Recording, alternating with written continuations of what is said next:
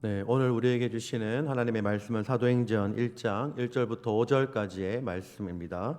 사도행전 1장 1절부터 5절까지 우리 한 목소리로 읽도록 하겠습니다. 데오빌로여, 내가 먼저 쓴 글에는 무릇 예수께서 행하시며 가르치시기를 시작하심부터 그가 택하신 사도들에게 성령으로 명하시고 승천하신 날까지의 일을 기록하였노라. 그가 고난받으신 후에 또한 그들에게 확실한 많은 증거로 친히 살아계심을 나타내사 40일 동안 그들에게 보이시며 하나님 나라의 일을 말씀하시니라. 사도와 함께 모이사 그들에게 분부하여 이르시되 예루살렘을 떠나지 말고 내게서 들은 바 아버지께서 약속하신 것을 기다리라. 요한은 물로 세례를 베풀었으나 너희는 몇 날이 못되어 성령으로 세례를 받으리라 하셨느니라. 아멘.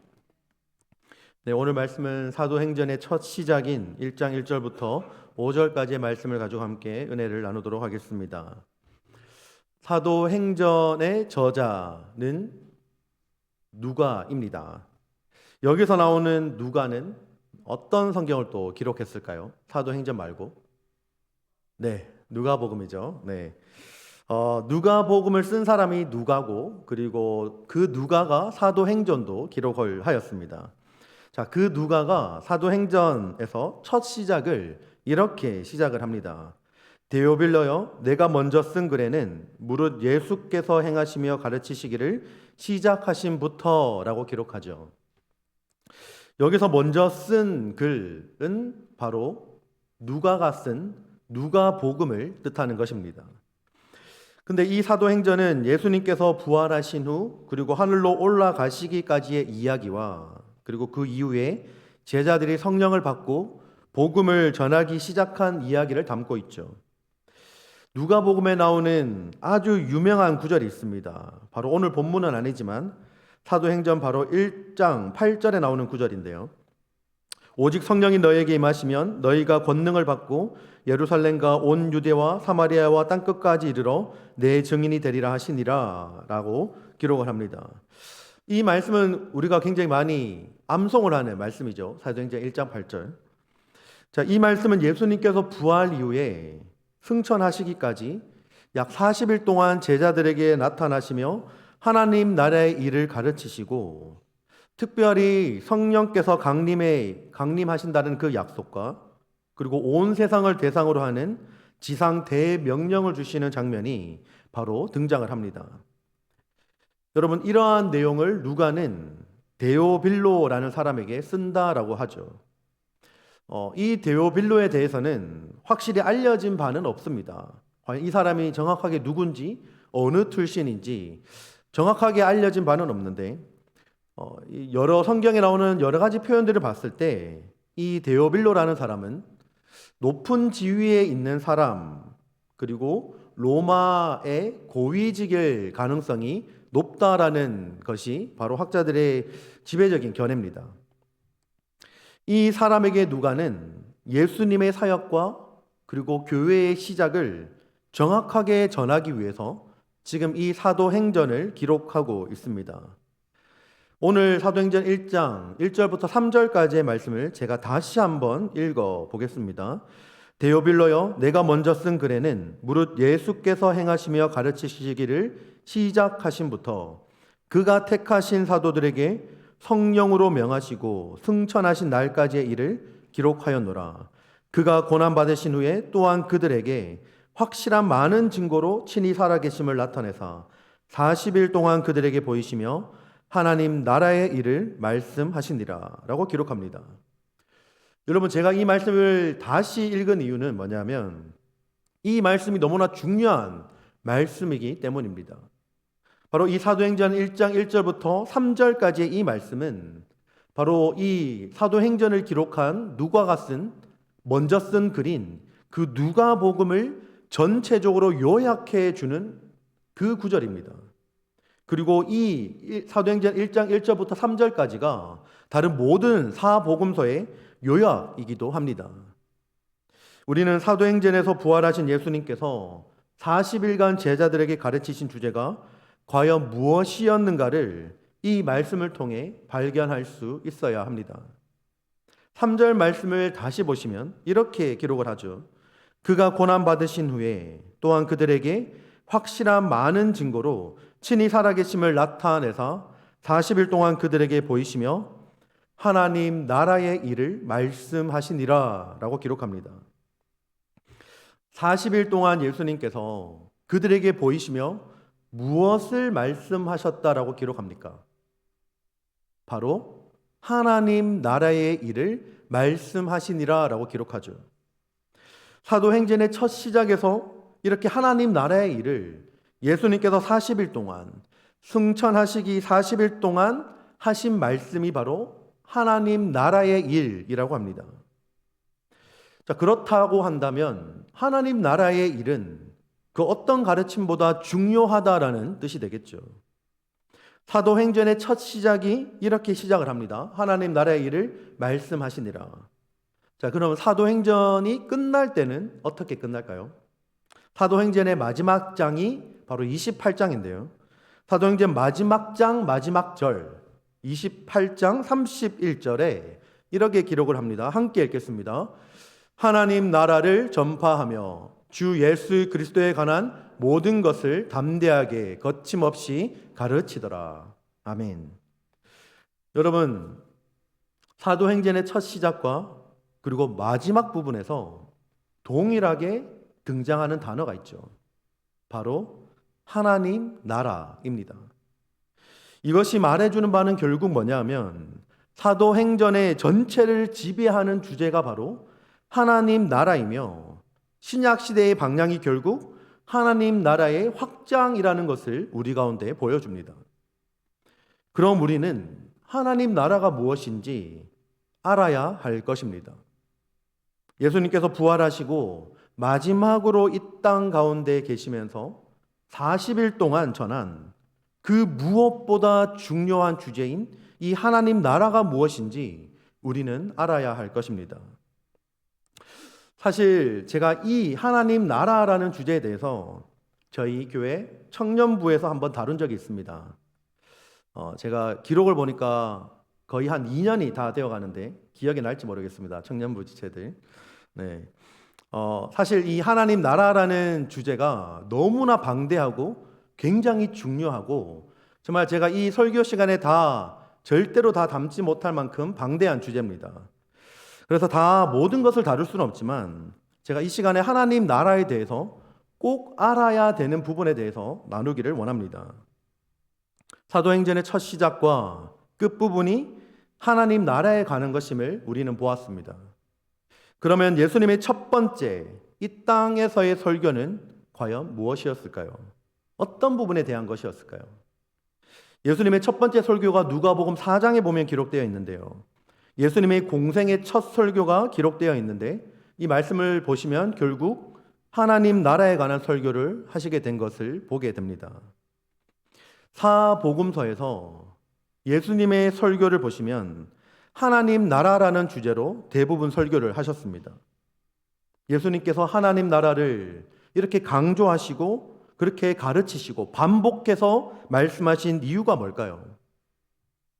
반복해서 예수님께서 동일한 주제로 여러 번 말씀하셨다. 네, 당연하게 이렇게 하신 이유는 첫째로 그 주제가 중요하기 때문이고 그리고 두 번째로는 이렇게 많이 예수님께서 강조하시고 그리고 많이 반복해서 가르쳐도 하나님 나라에 대한 이 주제에 대해서 사람들이 계속적으로 오해를 하기 때문입니다. 하나님 나라라고 한다면 우리가 흔히 생각하기를 그래, 하나님 나라는 내가 죽어서 가는 나라. 내가 돈으로도 못 살고 내가 어떤 걸로 못 사지만 내가 죽어서 가는 저 천국 나라가 바로 하나님 나라야 라고 오해를 하기 쉽죠. 이런 것들이 과연 하나님 나라에 대한 대표적인 오해입니다. 여러분 누가복음 17장 20절과 21절 말씀에 보시면 이렇게 기록을 합니다. 바리새인들이 하나님의 나라가 어느 때에 임하나이까 묻거늘 예수께서 대답하여 이르시되 하나님의 나라는 볼 수 있게 임하는 것이 아니요 또 여기 있다 저기 있다고도 못하리니 하나님의 나라는 너희 안에 있느니라. 아멘. 여러분, 하나님의 나라가 너희 안에 있다라고 주님은 말씀하셨습니다. 그리고 또 다른 성경 구절을 보시면 누가복음 4장 21절 말씀을 보시면 이렇게 기록을 합니다. 이에 예수께서 그들에게 말씀하시되 이 글이 오늘 너희 귀에 응하였느니라 하시니 라고 말씀하죠. 제가 처음에 예수님의 공생의 첫 번째 설교가 바로 누가복음 4장에 나온다라고 말씀드렸습니다. 자, 4장에 나오는 4장 21절에 나오는 이 말씀을 보면 예수님의 첫 번째 설교에서 하나님 나라에 대해서 말씀하셨는데 이 말씀을 하시고 예수님께서 말씀하시기를 이 글이 너희 귀에 응하였다라고 말씀하셨습니다. 여러분, 이것은 예수님의 첫 번째 설교에 해당하는 주제인 하나님 나라가 이미 임했다라고 말씀하시는 것이죠. 그러면 하나님 나라는 현재 임한 것으로 끝나는 것일까요? 우리가 주기도문 다 외우시죠? 한번 외워볼까요? 처음에 시작을 시작. 하늘에 계신 우리 아버지여 이름이 거룩히 여김을 받으시오며 나라가 임하옵시며. 네, 여기까지 하겠습니다. 네. 자, 이 주기도문이 기록된 성경이 바로 마태복음 6장이죠. 마태복음 6장 9절로 한번 가보겠습니다. 마태복음 6장 9절부터 기록되어 있는데 10절을 보겠습니다. 10절에 보시면 이렇게 기록을 합니다. 나라가 임하시오며 뜻이 하늘에서 이루어진 것 같이 땅에서도 이루어지이다 라고 기록하죠. 여기서 나라가 임하시오며 라고 나오는데 이 말씀은 현재형일까요? 미래형일까요? 여러분, 언뜻 보면 현재형으로 볼 수 있는데요. 사실상 원문을 분석해서 그 뜻을 보시면 미래형입니다. 그러니까 성경 원문을 봐서 다시 한번 이것을 번역한다면 당신의 나라가 오게 하십시오 라는 뜻이 되는 것이죠. 이것은 이미 임했지만 아직 완전히 이루어지지 않는 나라를 가리킵니다. 그러니까 하나님 나라는 예수님께서 이미 너희 귀에 응했다라고 하신 것처럼 하나님 나라는 현재에도 임했지만 아직 완성되지 않았으며 미래에도 주기도문에서 항상 우리가 기도하는 것처럼 다가올 하나님의 나라가 아직 있다라는 것을 의미하는 것이죠. 결국 예수님께서 다시 이 땅 가운데 재림하실 것이고 그때 완성될 하나님의 나라에 비하면 현재 누리는 하나님 나라와는 비교할 수 없다라는 것입니다. 하나님 나라의 시기에 대해서 우리가 보았는데 과연 그 의미가 무엇인지를 우리는 좀 말씀을 통해서 살펴보아야 합니다. 여러분, 오늘 말씀은 여러분이 좀 평상시보다 많이 집중해서 보셔야 됩니다. 조금 더 집중해서 한번 보도록 하겠습니다. 마태복음 24장 32절부터 33절 한 목소리로 읽겠습니다. 무화과 나무의 비유를 배우라. 그 가지가 연하여 지고 잎사귀를 내면 여름이 가까운 줄을 아나니 이와 같이 너희도 이 모든 일을 보거든 인자가 가까이 곧 문 앞에 이른 줄 알라. 여러분 잘 읽으셨죠? 자, 그 다음에 마가복음 13장 28절과 29절을 한번 다시 한 목소리로 읽겠습니다. 무화과 나무의 비유를 배우라. 그 가지가 연하여 지고 잎사귀를 내면 여름이 가까운 줄 아나니 이와 같이 너희가 이런 일이 일어나는 것을 보거든 인자가 가까이 곧 문 앞에 이른 줄 알라. 여러분 어떠세요? 처음에 읽었던 마태복음 24장 말씀과 방금 읽은 마가복음 13장 말씀 굉장히 똑같죠. 마태복음과 마가복음의 성경 구절이 거의 똑같습니다. 사실상 여러분이 한 비교해 보시면 조사 빼고는 똑같습니다. 자, 그러면 여기서 말하는 인자는 누구를 말하는 걸까요? 인자라는 말을 많이 쓰죠. 네, 정답이 나왔습니다. 예수님이죠. 자, 그러면 또 다른 성경 구절로 한번 가보겠습니다. 누가복음 21장 29절부터 31절까지 우리가 한 목소리로 집중해서 한번 읽어보겠습니다. 시작. 이에 비유로 이르시되 무화과 나무와 모든 나무를 보라. 싹이 나면 너희가 보고 여름이 가까운 줄을 자연히 아나니 이와 같이 너희가 이런 일이 일어나는 것을 보거든 하나님의 나라가 가까이 온 줄을 알라. 아멘. 자세히 보면 앞선 성경 구절과 같은 내용과 같은 구절인데 어떠한 단어가 대체되어서 쓰여진 것을 보게 됩니다. 마가복음 13장 29절 그리고 누가복음 21장 31절을 나란히 놓고 한번 보겠습니다. 이와 같이 너희가 이런 일이 일어나는 것을 보거든 인자가, 아까 예수님이라고 했죠, 인자가 가까이 곧 문 앞에 이른 줄 알라. 누가복음 21장 31절 저희가 방금 읽은 말씀에서는 이렇게 똑같은 말씀인데 이렇게 기록하죠. 이와 같이 너희가 이런 일이 일어나는 것을 보거든 하나님의 나라가 가까이 온 줄을 알라. 여러분, 확실히 이제 비교가 되죠. 제가 여러분에게 힌트를 드렸습니다. 파란색으로 아주 진하게 표시를 해놨죠. 같은 말씀과 같은 내용인데 어떤 단어가 대체되어서 쓰여졌나요? 네, 인자가 바로 하나님의 나라라는 말로 대체가 되었죠. 인자라는 단어 대신에 하나님의 나라라는 단어가 대체되어서 쓰여졌습니다. 여러분, 이것이 의미하는 바가 과연 뭘까요? 여러분, 이것은 결국 예수님 자신이 하나님 나라임을 보여주는 것이죠. 그러니까 누가복음을 읽을 때 예수님 자신이 하나님의 나라임을 우리는 늘 기억하고 읽어야 합니다. 누가복음을 기록한 사람이 누가라고 했죠? 그 누가가 사도행전도 동일하게 기록하였죠. 자, 그러면 우리는 하나님의 나라는 결국 예수님과 동의어처럼 쓰여도 된다라는 사실을 우리는 발견하게 됐습니다. 자, 여러분, 여기까지만 와도 굉장히 놀라운 발견을 하신 것입니다.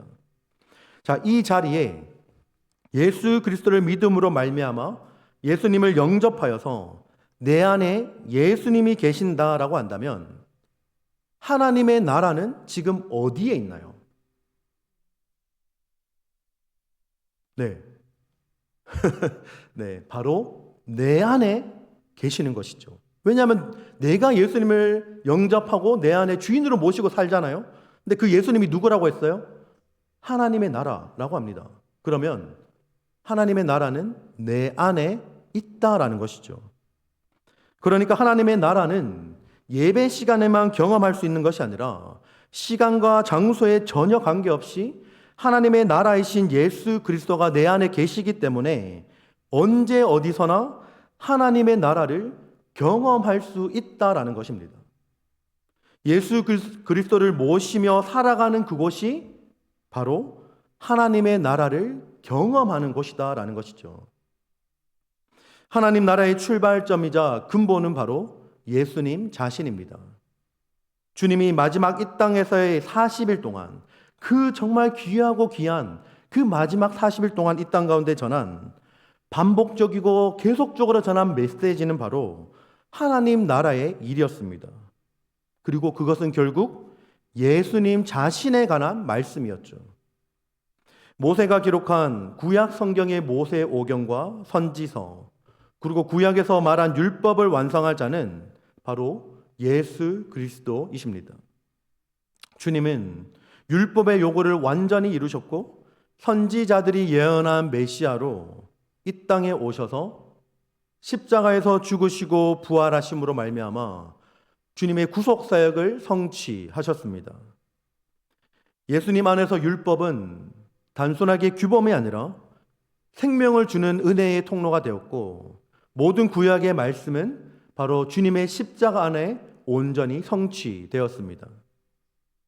바로 그래서 예수 그리스도가 사도행전의 주제입니다. 어떤 사람들은 우리가 원하는 것은 예수님의 가르침에 대한 적용입니다 라고 할 수 있죠. 많은 설교들 가운데 그래서 어떻게 하라고요? 설교를 들었는데 그래서 내가 어떻게 살아야 됩니까? 가르침에 대한 적용을 요구를 많이 합니다. 물론 필요하죠. 적용이 필요합니다. 반드시 우리가 말씀을 지켜 행해야 합니다. 그런데 우리가 필요한 것은 예수님의 가르침과 그것을 현실적으로 잘 적용할 수 있는 조리 있는 말씀이 필요할 때가 있지만, 그러나 정말 우리에게 필요한 것은요, 바로 주님을 알고 주님과 관계를 맺는 것입니다. 우리는 주님의 가르침에서부터 시작해서는 안 됩니다. 우리는 바로 예수님 자신에게서 시작해야 합니다. 사도행전 1장 8절에 기록한 것처럼 너희가 마지막으로 내 증인이 되리라 라고 말씀하셨죠.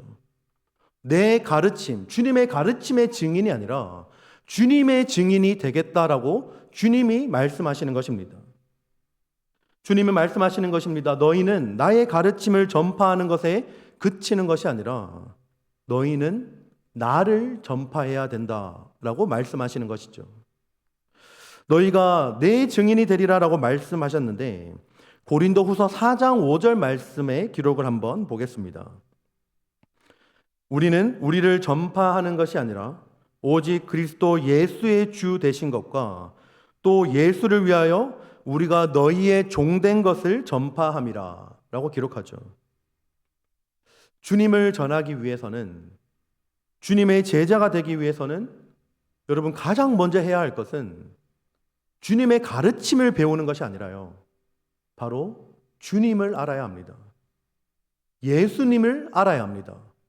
예수님을 인격적으로 만나야 합니다. 그래야 뭐라도 전할 수 있지 않겠습니까? 여러분, 오늘 말씀에서 보았듯이 하나님의 나라는 곧 예수 그리스도 자신에 관한 것입니다. 그리고 그 하나님의 나라는 먼 훗날 우리가 죽어서만 갈 수 있는 것이 아니라 바로 지금 이 순간 우리 안에 임하신 예수 그리스도 안에서 시작되는 삶, 바로 그 자체입니다. 그래서 하나님의 나라는 단지 먼 미래의 소망만이 아니라 바로 오늘 내 삶에서 예수 그리스도를 나의 구주로 모시고 살아가는 우리의 삶의 작은 순종과 작은 고백 속에 이미 임하고 있는 것입니다. 예수님께서 내 안에 계시기 때문에 내가 가는 그 자리, 내가 드리는 그 기도, 내가 품는 그 사랑이 곧 하나님 나라의 터전이 되는 것이죠. 여러분 생각해 보십시오. 내 안에 예수 그리스도를 모시고 살아가니 내 안에 하나님의 나라가 이미 있다라고 말씀하셨습니다. 그러면 내가 가는 그곳은 바로 하나님의 나라죠. 여러분 얼마나 영광스럽습니까? 우리는 예수님의 가르침을 따라 실천하는 것에서 멈추는 것이 아니라 예수님 자신을 전하는 증인으로 살아가야 합니다. 여러분 사도행전은 바로 지금 그 이야기를 하고 있는 것입니다. 그리고 그 사도행전은 지금도 계속되고 있죠. 우리가 바로 우리의 삶을 통해 예수 그리스도의 이름이 전파되고 하나님의 나라가 오늘도 이 땅 가운데 세워지고 있기 때문입니다. 여러분, 하나님의 나라, 주님의 나라가 이미 우리 안에 임했음을 믿고 또 장차 완성될 그 하나님의 나라를 소망하며 살아가는 우리가 되기를 간절히 바랍니다. 그리고 무엇보다 우리의 믿음의 고백과 우리의 믿음의 삶을 통해서 하나님의 나라가 여기 있습니다 라고 말할 수 있는 그런 참된 그리스도인의 증인으로 살아가기를 간절히 소망합니다. 하나님의 나라 대신 주님을 깊이 알아가며 주님의 증인으로서 이 땅에서의 작은 선택과 작은 결정 속에서도 바로 하나님 나라를 누리며 살아가는 그러한 복된 삶을 살아가시기를 주님의 이름으로 축복합니다. 우리 함께 좀 말씀을 생각하며 찬양하며 나아가면 좋겠습니다. 우리 마지막으로 아까 찬양했던 주의 나라가 임할 때라는 찬양인데요. 여러분 이미 우리 안에 주의 나라가 임했습니다. 그리고 장차 오실 하나님의 나라가 또 있습니다. 이미 우리 가운데 임했지만 아직 도래하지 않는 영광스러운 그 무엇보다 비교할 수 없는 하나님의 나라가 있습니다. 여러분 자신이 예수 그리스도를 모신다라고 한다면 여러분 자신이 하나님 나라입니다. 여러분이 가는 곳이 하나님 나라고 여러분이 있는 곳이 하나님의 나라가 되며 여러분이 예배드리며 여러분의 삶의 터전과 여러분의 가정과 여러분이 있는 그 모든 것이 바로 하나님의 나라의 영광이 선포되는 자리임을 믿으시길 바랍니다. 여러분 그 믿음으로 내가 그렇게 영광스럽게 좀 살아가면 좋겠습니다. 하나님 믿는 사람답게 좀 자존심 지키면서요, 내가 어디 가서 부끄럽지 않게 내가 교회 다닙니다, 내가 예수 믿습니다, 하나님 믿습니다, 여러분 이 고백이 좀 부끄럽지 않았으면 좋겠습니다. 교회에서뿐만 아니라요, 가정에서, 직장에서, 교회 교우들이 보지 않는 그곳에서도 여러분이 좀 하나님 믿는 사람답게, 하나님의 나라가 여러분 안에 있는 사람답게 살아가기를 간절히 바라는 마음으로 이 찬양의 고백 올려드리겠습니다.